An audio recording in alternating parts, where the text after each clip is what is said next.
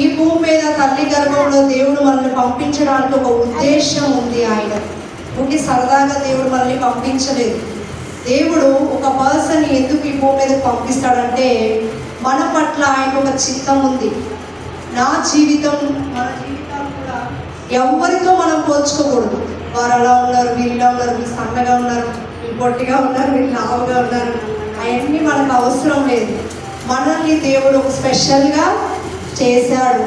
మన జీవితాన్ని ఎవరితో మనము పోల్చుకోవాల్సిన అవసరం లేదు. ఈ భూమి మీదకి దేవుడు మనల్ని ఎందుకు పంపించాడో ఆ ఉద్దేశం మన పట్ల నెరవేరితే చాలు. హల్లెలూయా. ఎందుకోసం దేవుడు నిన్ను పంపించాడో అది నువ్వు అడగాలి దేవుణ్ణి. దేవా, నన్ను ఎందుకు పుట్టించావు? నా తల్లి గర్భంలో పిండముగా రూపించి ఇన్ని సంవత్సరాలు భూమి మీద నన్ను ఎందుకు కాపాడుతున్నావు? ఎందుకు పోషిస్తున్నావు? ఎందుకు రక్షించుకున్నావు? నా పట్ల నీ ప్రణాళిక ఏమై ఉంది? నా పట్ల నీ చిత్తము, నీ ఉద్దేశం ఏమై ఉంది అని దేవుణ్ణి అడగాలి. కొంతమందిని దేవుడు పంపిస్తాడు ఎందుకంటే ప్రార్థన చేయడానికి. హల్లెలూయా. కొంతమందిని పాటలు పాడడానికి పంపిస్తాడు, కొంతమందిని వాక్యం చెప్పడానికి పంపిస్తాడు, కొంతమందిని ఇతరులు నడిపించడానికి పంపిస్తాడు, కొంతమందిని చర్చి క్లీనింగ్ చేయడం కూడా పరిచర్య. అర్థమవుతుందండి? పరిచర్య చేయడం కూడా గొప్ప వాక్యం. దేవుడు ఏ ఉద్దేశంతో ఈ భూమి మీదకి మనల్ని పంపించాడో ఆ ఉద్దేశాన్ని మనము నెరవేర్చాలి. మనకి దేవుడు చక్కని భర్తల్ని ఇచ్చాడు, భార్యని ఇచ్చాడు, పిల్లల్ని ఇచ్చాడు. వాళ్ళని చూసుకుంటూనే దేవుడి కోసం కూడా మనం పని చేయాలి. అందుకే దేవుడు మనల్ని రక్షించుకున్నాడు, అందుకే దేవుడు మనల్ని పోషిస్తున్నాడు, అందుకే దేవుడు మన ప్రార్థనలు ఆలకిస్తున్నాడు. హల్లెలూయా. కాబట్టి ఈ రోజు నుంచి దేవా, ఎందుకు నన్ను ఈ భూమి మీదకి పంపించావు? నా ద్వారా ఏం చేయాలనుకుంటున్నావు? నువ్వు ఏ పని జరిగించుకోవాలని నువ్వు ఆశపడుతున్నావు ప్రభువా అని మనం ఎప్పటికప్పుడు దేవుని సన్నిధిలో ప్రార్థన చేసుకుంటూ ఉండాలి. అర్థమవుతుందండి? ఎంతసేపు ఉద్యోగము, వ్యాపారము ఇదే లైఫ్ కాదు.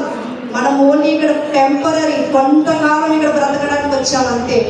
10 సంవత్సరాలు, 20 సంవత్సరాలు, లేకపోతే రేపే నా డేట్ అయిపోవచ్చు, చెప్పలేం కదా. ఎవరు కూడా ఎవరు ఎంతకాలం బ్రతుకుతారనేది. కానీ బ్రతికిన 2 రోజులు అవ్వచ్చు, నెలే అవ్వచ్చు, సంవత్సరాలే అవ్వచ్చు. దేవుడు ఎందుకు ఈ భూమి మీదకి పంపించాడో ఆ ఉద్దేశం నెరవేరును గాక. ఆమేన్. ఓకే, మనము ఆరాధన జరిగించుకున్నాము. మరి ఒకటి ఏంటి అంటే, నువ్వు నేను ఆశీర్వాదకరంగా ఉన్నాము అనేది ఎలా తెలుస్తుంది? దేవుడు నిన్ను తన పనికి వరకు వాడుకుంటున్నాడంటే యు ఆర్ బ్లెస్డ్. అర్థమవుతుందండి? దేవుడు ఎవరిని పడితే వాళ్ళని వాడుకోడు ఆయన పని కోసం. ఎవరైతే ఆయన చిత్తంలో ఉన్నారో వారిని ఆయన వాడుకుంటాడు. నువ్వు దేవుడి పని చేస్తున్నావు అంటే నువ్వు ఆశీర్వదించబడిన దానివి, నువ్వు దీవించబడిన దానివి. హల్లెలూయా. కాబట్టి దేవుడి కోసం పాట పాడడానికైనా, ప్రార్థన చేయడానికైనా, వాక్యం చదవడానికైనా మనము వెనకాడవద్దు. అర్థమవుతుందండి? మనం ఆశీర్వదించబడ్డాము, దీవించబడ్డామని ఎలా తెలుస్తుందంటే మన ద్వారా దేవుని పని జరుగుతూ ఉంటుందండి. ఈ భూమి మీద అలా ఎవరి పట్ల అయితే దేవుని పని జరుగుతుందో వారు దీవించబడిన వారు, వారు ఆశీర్వదించబడిన వారు. ఒక ఇల్లు ఉంటేనో, ఒక కారు ఉంటేనో, లేకపోతే ఒక బైక్ ఉంటే మనం బ్లెస్డ్ కాదు. దేవుడి పని మనం చేస్తున్నాము అంటే మనం బ్లెస్డ్. అర్థమవుతుందండి? సో కాబట్టి దేవుడు పని చేయడంలో గొప్ప ఆశీర్వాదం ఉంది. అందుకు దేవుడు మిమ్మల్ని వాడుకుంటున్నాడంటే మీరు ఆశీర్వదించబడిన వారు.